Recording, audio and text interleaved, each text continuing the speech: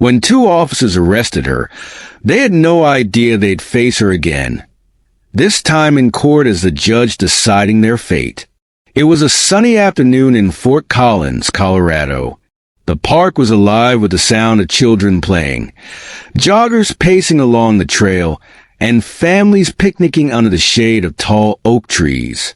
Amid this bustling yet peaceful scene, a black woman sat on a bench near the pond, a thick hardcover book resting on her lap. Camille, a well-respected attorney, taking a rare moment to escape her demanding schedule. She was immersed in her reading when the sharp screech of tires broke her concentration. A police cruiser pulled up to the curb, catching the attention of a few onlookers. Two officers stepped out, their expressions stern, radiating authority. Their eyes immediately locked on Camille, the only person sitting alone. "Ma'am, may we speak with you for a moment?" one officer called out, his voice carrying an air of suspicion rather than concern. Camille glanced up from her book, her calm demeanor unwavering. "Of course," she replied, closing the book carefully. The second officer stepped closer, his tone clipped. "We got a call about some suspicious activity in the area. Mind telling us what you're doing here?" Camille raised an eyebrow, clearly puzzled. "Suspicious activity? I'm just sitting here reading." She held up the book as if to prove her point, but their scrutiny didn't waver. "Can we see some ID?" the first officer demanded. Her pulse quickened, but she remained composed. "I don't understand. What's the reason for this?" "It's routine," the second officer said, though his tone implied otherwise. The small crowd that had gathered began to murmur. Some looked curious, while others exchanged uncomfortable glances, sensing the imbalance in the interaction. Camille sighed and reached into her bag, pulling out her wallet. As she handed over her driver's license, one officer took it, scanning the information with unnecessary intensity. "Camille Johnson," he read aloud, almost mockingly. "What's your business here, Miss Johnson?" Camille inhaled deeply, trying to keep her patience intact. "I live in this city. I came here to enjoy the park. Is that a problem?" The officer's lips tightened. "We'll see." He handed her ID back, but instead of walking away, they continued to linger, asking questions that felt less like routine and more like an interrogation. "Do you always carry a book like that around?" one officer sneered. "Are you alone here, or waiting for someone?" the other added, his hand resting on his belt in an unmistakably deliberate gesture. Camille had handled countless tense situations in courtrooms, but this was different. The power dynamic was stark, and her tone carried an edge she recognized all too well. Still, she chose her words carefully. "I'm not answering any more questions unless you tell me what I'm being accused of," she said firmly. Her refusal seemed to trigger something in them. The first officer stepped forward. "Don't get smart with us," he snapped. "We're just doing our job, and I know the law," Camille replied, her voice steady. "I'm not breaking it by sitting in a public park," but reason was not on their agenda. The first officer reached for her arm. "You're resisting," he said, though Camille hadn't moved. "What are you doing?" she exclaimed, startled. The murmurs from the crowd grew louder. A man pulled out his phone to record the scene. "Stop resisting," the officer repeated louder, this time as if performing for the growing audience. Camille's heart raced as she felt the cold metal of handcuffs snap around her wrists. She tried to stay calm, even as humiliation and frustration burned in her chest. The officers led her toward their cruiser, ignoring the questions from onlookers. Camille turned her head toward the crowd, locking eyes with a young woman holding up her phone. For a moment, there was an unspoken exchange, a silent plea to document the injustice unfolding. But as the car door slammed shut, Camille knew this wasn't the end of the story. It was only the beginning. Inside the cramped back seat of the police cruiser, Camille's mind raced. She had spent years defending clients, standing up for justice, and navigating the legal system. But now, she was on the other side of it. The absurdity of the situation struck her, but there was no humor in it, only anger. The ride to the station was suffocatingly silent, save for the crackle of the police radio. Camille stared out the window, her reflection merging with the passing scenery. Her wrists ached from the cuffs digging into her skin. At the station, things only got worse. The booking process was invasive, humiliating, and designed to strip her of her dignity. She was fingerprinted, photographed, and led to a small holding cell with fluorescent lights that buzzed relentlessly. "Enjoy your stay," one of the officers said smugly as he shut the cell door. Camille sat on the cold bench, her hands clasped tightly in her lap. She replayed the events at the park over and over in her mind. How had such a peaceful moment spiraled into this? The answer was as clear as it was bitter: prejudice. Hours passed before anyone acknowledged her again. A young officer approached the cell, holding a clipboard. "Miss Johnson, you've been charged with resisting arrest and obstructing a peace officer," he said flatly. "On what grounds?"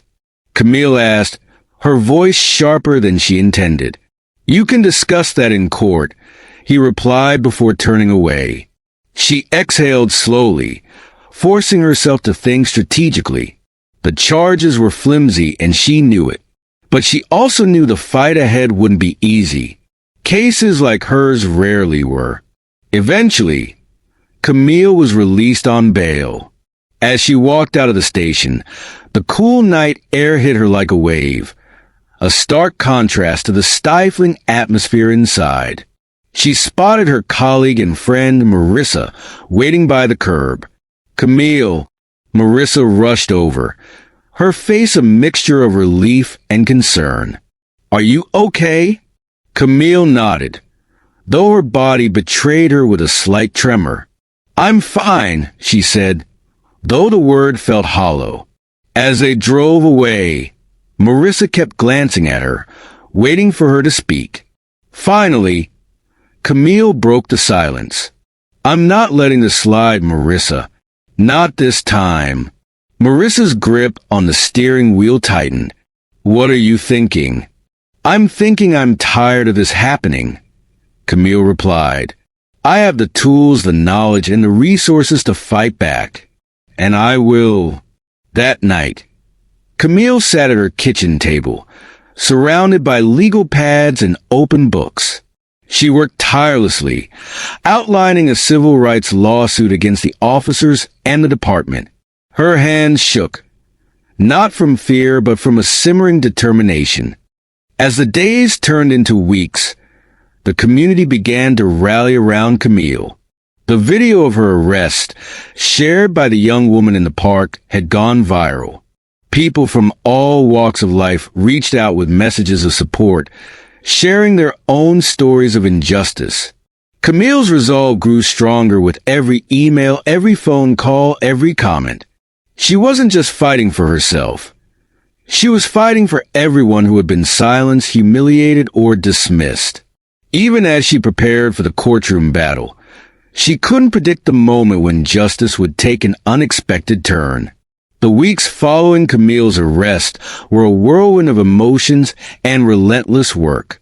Her law firm was initially hesitant, worried that her public case might overshadow their carefully cultivated reputation. But Camille didn't flinch. She explained calmly but firmly that this fight wasn't just about her. It was about setting a precedent. The viral video had done more than spread her story. It had sparked conversations across the city and beyond. The footage of Camille, calm yet defiant as the officers forcibly led her away, became a symbol of resilience in the face of injustice. Reporters began calling, asking for interviews, but Camille turned them all down. She wasn't interested in media attention. Her focus was laser sharp, building a case that would not only hold the officers accountable, but also expose the systemic flaws that allowed such behavior to persist. At night, though, when the world went quiet, the weight of the situation crept in. She replayed the arrest in her mind, the dismissive tone, the handcuffs, the murmurs of the crowd. She thought about how easily things could have escalated further.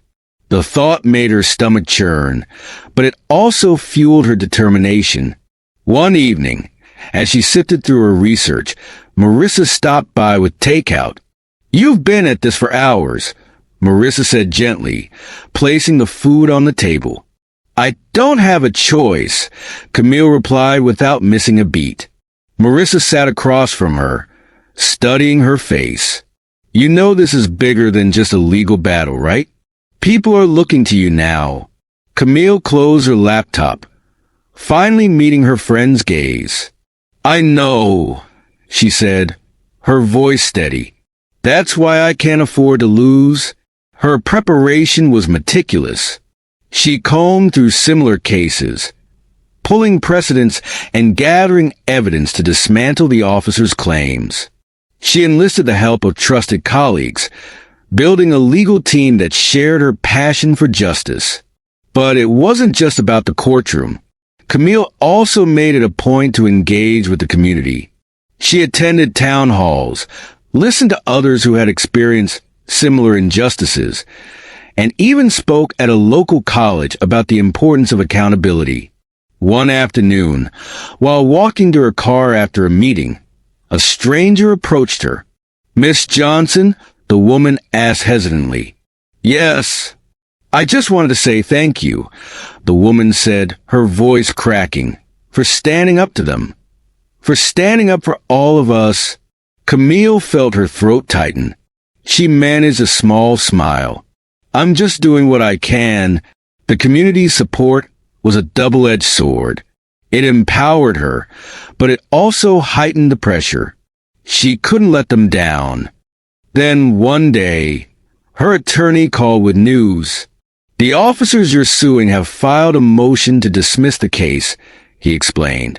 Camille expected as much. It was a standard move to delay the process. But as her attorney outlined the next steps, he paused. "Camille," he said cautiously, "you should know something else. You've been assigned as the judge for one of their cases next month." The irony was staggering.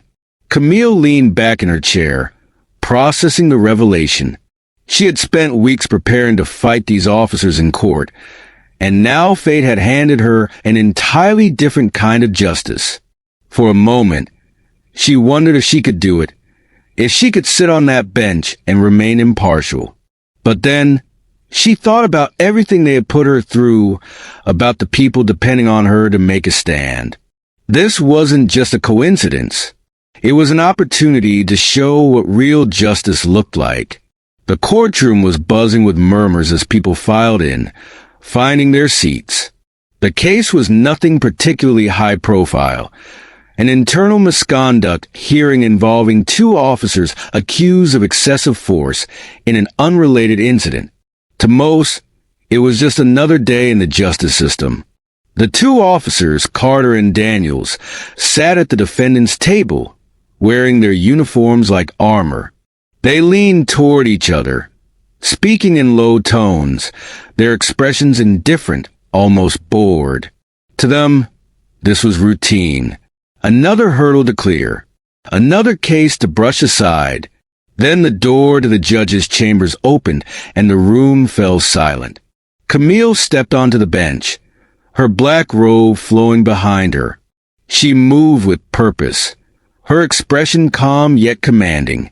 As she took her seat, she glanced toward the defendants. The reaction was immediate. Officer Carter's face drained of color, his eyes widening in shock. Daniel shifted uncomfortably, his jaw tightening as he struggled to process what he was seeing. It was her, the woman they had humiliated and arrested at the park. Camille allowed a brief pause, letting the weight of the moment settle over the room. Then, in a clear, steady voice, She began the proceedings. This court is now in session. Please be seated. The officers sat stiffly, their composure faltering. Carter whispered something to their lawyer, who nodded but kept his focus on Camille. For the first time in weeks, Camille felt the upper hand. But she knew this wasn't about revenge. Her job as a judge demanded impartiality, and she would uphold that standard. Still, the irony wasn't lost on her or anyone else in the room. As the attorneys presented their opening arguments, Camille maintained her professionalism, listening intently and taking notes. But every so often, her gaze would flicker toward the officers. She could see the tension in their shoulders, the way their hands fidgeted slightly. During a recess, Carter and Daniel stepped into the hallway, their voices low but agitated. "How is she the judge?" Carter hissed, his frustration barely contained. "This has to be a setup," Daniels muttered, shaking his head. "It's not a setup," their lawyer interjected. "It's a coincidence, and you need to stay focused. She's not the enemy here. Your actions are." But the officers weren't listening. They were too consumed by the surreal nature of their predicament. When court resumed, Camille remained composed, ensuring the hearing proceeded fairly and efficiently. Yet, her presence alone seemed to unsettle the defendants. Every time she addressed them, they shifted in their seats, their confidence eroding little by little. At one point during witness testimony, Camille caught Carter stealing a glance at her. His expression wasn't defiant. It was something closer to regret, as if he was beginning to understand the gravity of what they had done. By the end of the day, the tension in the courtroom was palpable. Camille adjourned the hearing, her gavel striking with finality. "We will reconvene tomorrow at 9 a.m., she announced. As the room emptied, Camille lingered at her bench, organizing her notes. She could feel the weight of the officers' stares as they hesitated by the door, clearly debating whether to approach her. In the end, they didn't. They left quietly, their steps heavy with the realization that this was far from over. The courtroom was packed the next morning. News of the unexpected twist had spread, drawing a larger crowd than usual for a misconduct hearing. Some were there out of curiosity, others to support Camille, though they knew her role as a judge meant she couldn't show favoritism. Camille entered with the same calm, composed demeanor, her robe flowing as she ascended to the bench. The attorneys wasted no time diving into their arguments. The prosecutor methodically laid out evidence against the officers, presenting testimony from the victim of the excessive force incident. "Your Honor," the prosecutor said, "the officers' actions were not just a lapse in judgment. They were a blatant abuse of power. Their behavior reflects a pattern of disregard for the very people they are sworn to protect." Camille nodded, taking in every word, her pen gliding across her notepad. Her focus was unshakable, even as the defendants shifted uncomfortably under her gaze. The defense attorney rose to counter, his tone measured but strained. "Your Honor, while we acknowledge the incident in question, we argue that the situation escalated due to factors beyond the officers' control. Their intent was not malicious, and we believe this case lacks sufficient grounds for punitive measures." As the arguments continued, Camille couldn't ignore the parallels between this case and her own experience, the excuses, the justifications. It was all too familiar, yet she pushed her personal feelings aside, determined to let the facts guide her. When it was time for witness cross-examinations, the tension in the room deepened. The prosecutor called the victim to the stand, a young man named Ethan. His voice trembled as he recounted the night he was tackled to the ground by the officers during a routine traffic stop. "They didn't even give me a chance to explain," Ethan said, his eyes darting nervously between the attorneys and the officers. It felt like they decided I was guilty before I even opened my mouth. The prosecutor pressed further. And did you resist their orders at any point? No, Ethan replied firmly. I was scared, but I did everything they said. It didn't matter. They had already made up their minds. The room was silent as the defense attorney stood to cross-examine. He tried to poke holes in Ethan's testimony, but the young man held his ground. Camille watched intently, her expression unreadable. Then came the moment everyone had been waiting for. The defendants were called to testify. Officer Carter was the first to take the stand. He glanced nervously at Camille as he swore the oath, his voice shaky as he answered the prosecutor's questions. Officer Carter, the prosecutor began, you've been accused of using excessive force in this incident. Can you explain your actions that night? Carter hesitated, his gaze darting toward Daniels before answering. I thought the situation was escalating. I made a judgment call. And do you believe your actions were justified? Carter shifted in his seat. At the time, yes. But looking back, I could have handled it differently. The prosecutor pressed on. Handled it differently how? By not tackling an unarmed, compliant individual to the ground. Carter opened his mouth, but no words came out. His silence spoke volumes. When it was Daniels' turn to testify, his demeanor was similarly strained. His attempts to justify his actions only deepened the prosecutor's case, highlighting the officer's inability to take accountability. Camille listened closely, her face betraying no emotion. But inside, she felt a mixture of frustration and pity.